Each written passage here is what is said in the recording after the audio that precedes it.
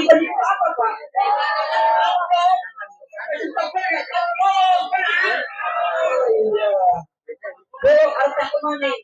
yakin beli masyarakat belayar. Assalamualaikum warahmatullahi wabarakatuh.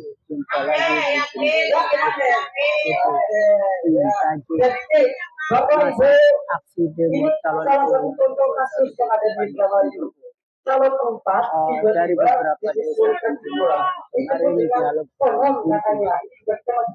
tuntutannya adalah sederhana, membutuhkan atau menunda pemilihan kepala desa atau pilih dan kemudian juga meminta kembali kepada itu pilih sebagai dasar pijakan pasal pembobotannya 60% untuk tujuan tulis dan 30% untuk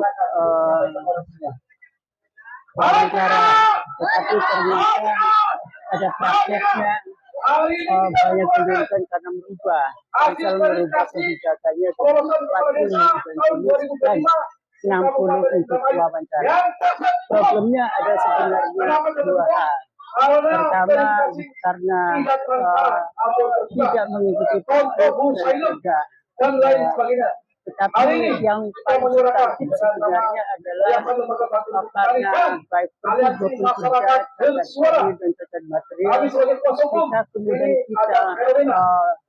mengikuti ketatanegaraan, mengikuti tata cara penyusunan perundang-undangan dan termasuk di dalamnya adalah bahwa perda dan pergub ini kemudian menabrak peraturan perundang-undangan, di mana perda dan pergub menggunakan acuan Undang-Undang Nomor 6 Tahun 2014 tentang desa, sedangkan Undang-Undang Nomor 6 Tahun 2014 telah dilakukan perubahan terhadap peraturan undang-undang tersebut, sehingga yang berlaku atau yang diundangkan adalah Undang-Undang Nomor 3 Tahun 2024. Tetapi faktanya adalah pelaksanaan pemilu di serentak di Indramayu di 139 desa yang kemudian bermasalah sekitar 17 desa karena ada yang digusur karena perubahan pergub oleh pasal sama sendiri. Nah, persoalannya adalah satu sisi bahwa pergub dan perda menggunakan Undang-Undang 6 Tahun 2014 padahal sudah dilakukan perubahan, sehingga kemudian ada problem soal calon tunggal harus mengikuti undang-undang yang baru, tetapi ketika tidak calon tunggal masih tetap dilaksanakan dengan undang-undang yang lama. Kemudian persoalan kedua adalah dua periode masa jabatan calon tunggal berdasarkan undang-undang yang sudah dirubah tahun 2024, maka itu juga diperbolehkan. Tetapi ada fakta dan informasi yang kami dapatkan atau mereka sudah dapatkan bahwa ada calon tunggal yang sudah 2 periode kemudian mencalonkan lagi, tapi kemudian pansel membenarkan atau meloloskan sekaligus. Alasannya tidak jelas. Padahal yang sudah di periode 2 periode sudah mencalonkan lagi masuk di dalam kategori Undang-Undang Nomor 3 Tahun 2024 karena dia sudah mendapatkan bonus masa jabatan 2 tahun dari 6 atau menjadi 8. Pada Undang-Undang Nomor 3 Tahun 2024 tentang desa, maka dibatasi bahwa calon tunggal yang pernah menjabat berturut-turut 2 periode maka tidak dibolehkan lagi karena masa jabatan itu dari 6 telah dirubah menjadi 8. Maka melihat kasus ini seharusnya yang sudah 2 periode dan mencalonkan kembali pada pilu serentak harusnya panitia atau pansel kemudian menggugurkannya karena undang-undang tidak membolehkan. Jadi debatable atau tafsir bahwa kemarin kan cuma 6 tahun sehingga kemudian dibolehkan untuk mencalonkan kembali, tetapi yang ikut mencalonkan sebenarnya sudah mengikuti Undang-Undang Nomor 3 Tahun 2024 tentang desa karena sudah diberi bonus 2 tahun. Nah, pada unjuk rasa atau para pengunjuk rasa di depan tempat ini, SPD tidak melihat ada perwakilan dari pemerintah daerah, dan kemungkinan bupati itu pun tidak akan menemui para pengunjuk rasa atau para calon kepala desa yang dirugikan. Kemudian para pengunjuk rasa rencananya dari Pendopo akan menuju gedung DPRD Indramayu untuk kemudian menanyakan, kemarin sebenarnya sudah kita perdebatkan atau bicarakan kenapa kemudian DPR mengesahkan perda, padahal itu perdanya tidak sejalan atau menabrak regulasi atau hierarki peraturan perundang-undangan. Tetapi yang menjadi masalah di lapangan adalah bupati itu masuk dalam kategori diktator karena bukannya menyelesaikan masalah persoalan ini yang kesalahannya ada pada perintah pasal merubah Pergub dengan kebijakannya sendiri dari 60 menjadi 40 pada bobot persentase ujian tertulis, kemudian wawancara dari 40 dirubah 40 sehingga kemudian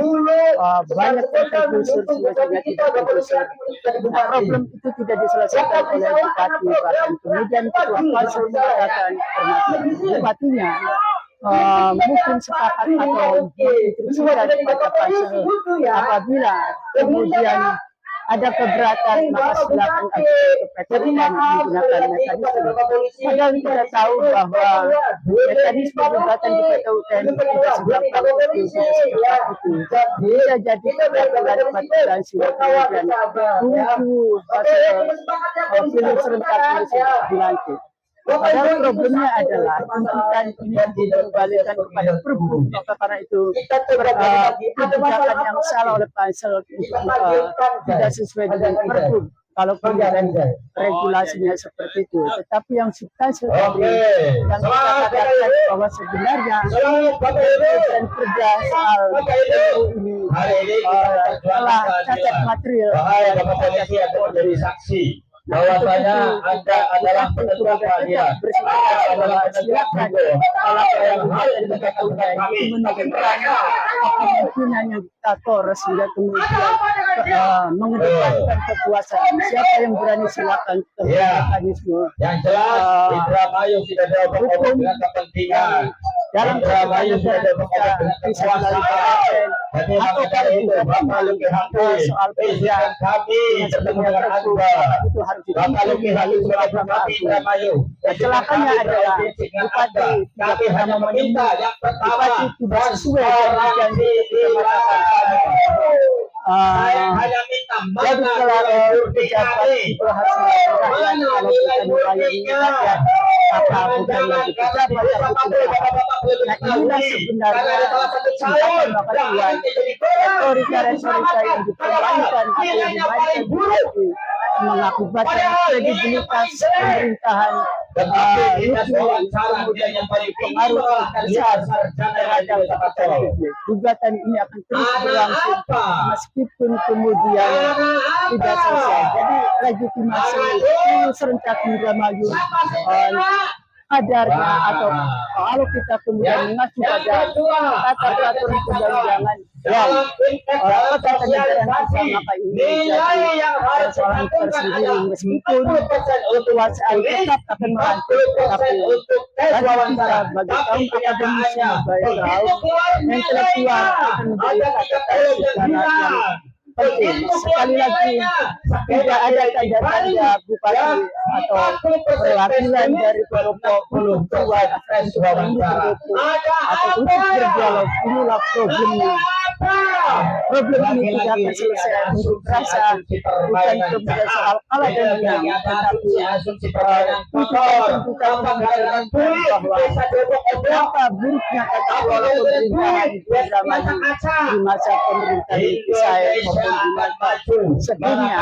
Oleh karena itu catatan bekas bahwa bupati Sahid yang dengan kampanyenya bisa menjadi sebagai pemimpin negarawan administrasinya untuk menyelesaikan dan yang masalah ketiga dan tuntutan kemudian kami menantang kembalikan silakan skema laporkan nilai kepada dan bubar panitia pilgub Kabupaten mekanisme Indramayu.